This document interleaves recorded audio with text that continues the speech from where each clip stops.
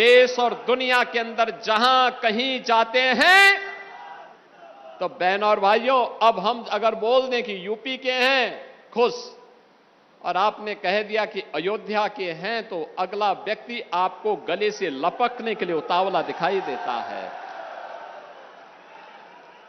इसी अयोध्या के नाम पर, हमारी पावन अयोध्या के नाम पर जय श्री राम का नारा लगाने पर ये लाठी गोली चलाते थे। इनके दोगले चरित्र को देखो।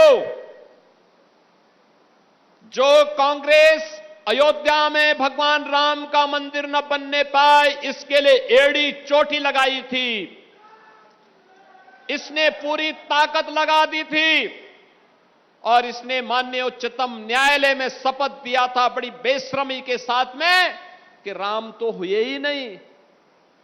जिसने आपके सामने स्वयं पहचान का संकट खड़ा किया था, वह कांग्रेस आज अयोध्या पे बड़ी मचल रही है। बोल रही है राम भक्तों का अपमान हो गया। अरे तब क्या राम भक्तों का अपमान नहीं हो रहा था?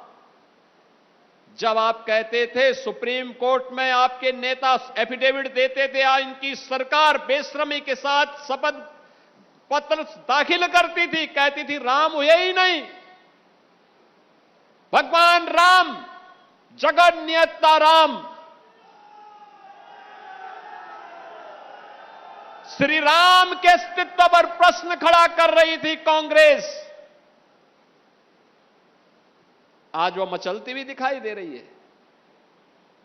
और समाजवादी पार्टी, देखो तो इनका दोहरे चरित्र को। कहती राम भक्तों का अपमान हुआ।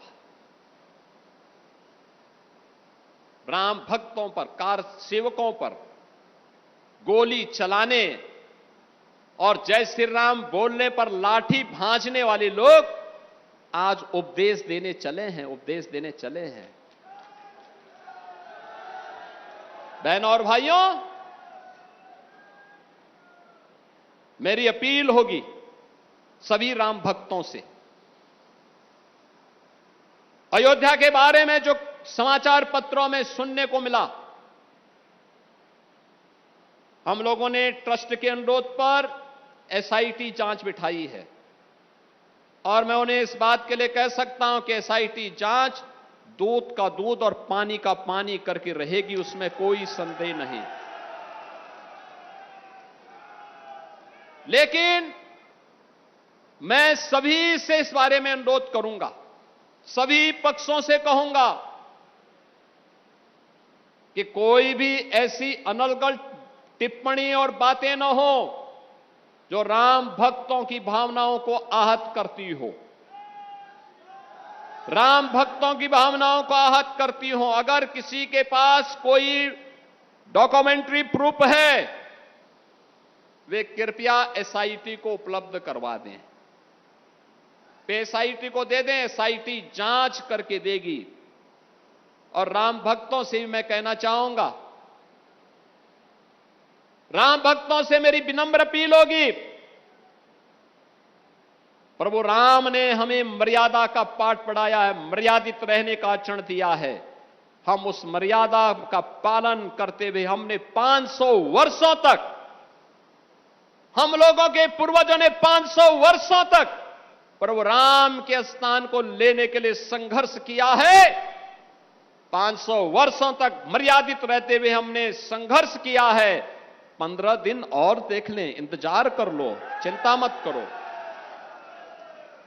लेकिन हम अयोध्या को बदनाम करने वाले, राम जन्मभूमि मंदिर को अपमानित करने वाले लोगों के बहकावे में कतई ना आए। ये लोग कभी नहीं चाहेंगे कि अयोध्या का नाम हो, ये कभी नहीं चाहेंगे कि अयोध्या सम्मान पाए, क्योंकि ये लोग स्वयं क्षमता विहीन थे, कर नहीं सकते थे। तब अयोध्या को बिजली नहीं मिलती थी, अयोध्या को इन्होंने बिजली नहीं दी, संकरी गलियों में बांध करके रख दिया था, आज दुष्प्रचार करके हमारी सप्तपुरियों में से पहली पुरी अयोध्या धाम को ये लोग अपमानित करते हैं, दुष्प्रचार करते हैं, अपमानित करते हैं। हम इनके बहकावे में कतई ना आए। इनका आचरण आपके सामने है। इन लोगों ने राम भक्तों पर गोलियां चलाई हैं। जय श्री राम बोलने पर लाठी भांजते थे, भगवान राम के अस्तित्व पर प्रश्न खड़ा करते थे और हर प्रकार की बाधाएं खड़ी करके न्यायालय में अपने अधिवक्ता खड़े करके रोड़े अटकाने का काम करते थे। ये लोग उपदेश देना बंद करें। एसआईटी गठित हुई है, दूध का दूध और पानी का पानी होगा। मेरी सभी संबंधित से यही अपील होगी, एसआईटी की रिपोर्ट आने तक कोई बयानबाजी कतई न करें, क्योंकि बीच बीच में जब बयानबाजी होती है तो वह जांच को प्रभावित करती है। जांच चलने दें। जांच के बाद किसी पक्ष को कोई बात कहनी होगी, एसआईटी उसके लिए तैयार होगी, लेकिन अनावश्यक रूप से चरित्र हनन का प्रयास न करें। अनावश्यक रूप से अयोध्या धाम को बदनाम करने का कुत्सित प्रयास न करें। अगर कोई अपराधी है, वह कोई भी होगा, बचेगा नहीं, यह सुनिश्चित है। ये लोग क्या हमें बताएंगे, जो लोग राम भक्तों को अपमानित करते थे और जो प्रदेश के कुख्यात माफियाओं के कब्र पे जाकर के फातिया पढ़ते थे, ये लोग आज राम भक्ति का उपदेश हमें देने चले हैं। हम इन लोगों के बहकावे में ना आए। मेरी आप सबसे ये अपील है। आज के इस अवसर पर मैं बधाई दूंगा रुधौली के अपने विधायक श्री रामचंद्र यादव जी को और उनकी पूरी टीम को। अयोध्या का विकास तब हो पाया जब हमारे जनप्रतिनिधि सक्रिय थे, लगातार सहयोग किए, प्रशासन के साथ मिलकर के टीम भावना के साथ आगे बढ़े। परिणाम हम सबके सामने आया। आज अयोध्या एक नई अयोध्या के रूप में दुनिया को आकर्षित कर रही है और यही तो विपक्ष को अच्छा नहीं लग रहा है। अयोध्या सोलर नगरी बन गई है, सोलर सिटी बन गई है। अयोध्या की 4 लेन इनको अच्छी नहीं लगती। महर्षि वाल्मीकि के नाम पर इंटरनेशनल एयरपोर्ट इनको अच्छा नहीं लगता। निषाद राज के नाम पर रेन बसेरा इनको अच्छा नहीं लगता। माता सबरी के नाम पर भोजनालय, गरीबों को मिलने वाले और तीर्थ यात्रियों को मिलने वाले भोजनालय इनको अच्छे नहीं लगते। मां सरयू के आंचल में बनी हुई राम जी की पेड़ी इनको अच्छी नहीं लगती। अब इनको पंचकोसी और 14 कोसी परिक्रमा के साथ ही 84 कोसी परिक्रमा का भव्य स्वरूप इनको अच्छा नहीं लगता है, क्योंकि ये तो राम विरोधी थे। ये लोग कैसे भगवान राम की पावन अयोध्या के इस भव्य स्वरूप को कैसे बर्दाश्त कर पाएंगे? ये लोग नहीं करेंगे। जिन लोगों ने अब तक अयोध्या में राम जन्मभूमि में दर्शन नहीं किया और जिन्होंने अपने विधायकों को भी अयोध्या धाम जाने से रोका, आपने देखा होगा रायबरेली ऊंचाहार के विधायक और वर्तमान में प्रदेश सरकार में मंत्री श्री मनोज पांडे जी ने जब समाजवादी पार्टी के विधायक के रूप में कहा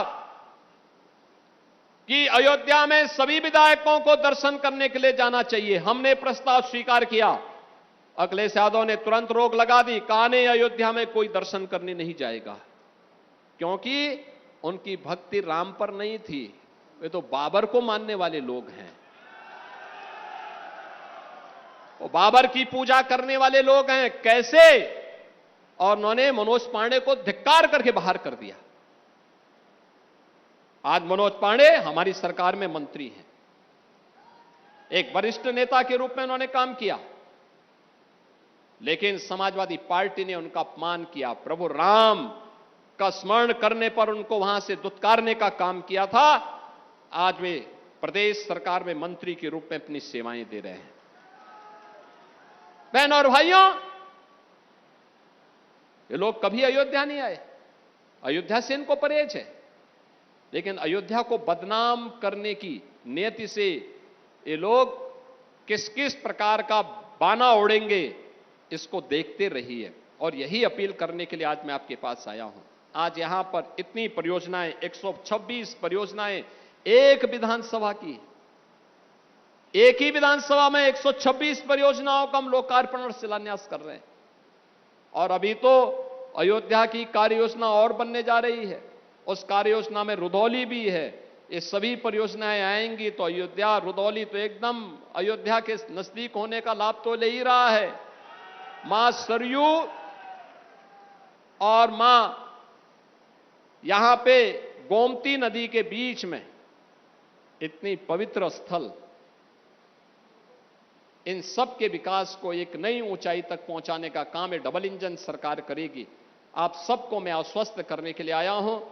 लेकिन मैं इस बात को मानता हूं, हमारे सभी विधायकगण जो भी मेहनत कर पा रहे हैं, जो भी प्रयास करके ला पा रहे हैं, ये मेहनत उनकी है, लेकिन श्रेय आपको है, क्योंकि आपने उनको चुन करके भेजा है।